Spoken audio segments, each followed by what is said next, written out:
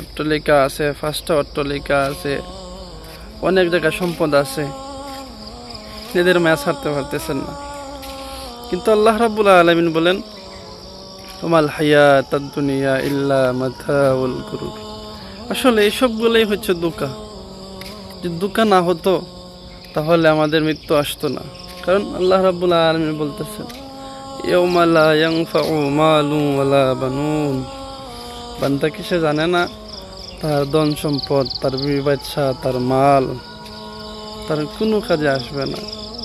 কারণ আল্লাহ রাব্বুল আলামিন বলতেছেন এগুলা চিরন্তন সত্য। কিন্তু আমরা এই দুনিয়ার সামান্য ঘরবাড়ি, দুনিয়ার টাকা পয়সা, দুনিয়ার সামান্য এগুলোই নিয়ে মজমু হয়ে গেছি এবং মহান স্রষ্টা আল্লাহ রাব্বুল আলামিনকে ভুলে গেছি।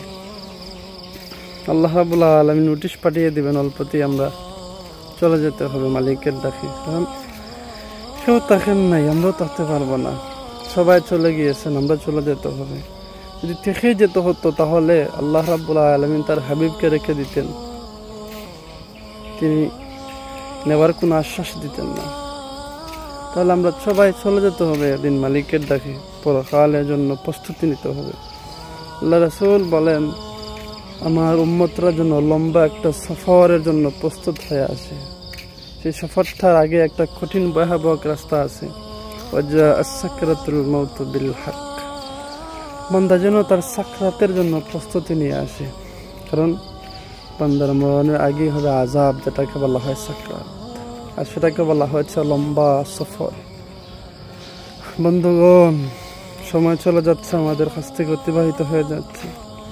দিনের পর দিন চলে যাচ্ছে, মাসের পর মাস, বছরের পর বছর। আমরা হয়ে যাচ্ছি ফলাফলের যাত্রী। সবাই আসেন, ফিরে যাই সে রবের পথে, যে রব আমাদের জন্য অপেক্ষা করতেছেন।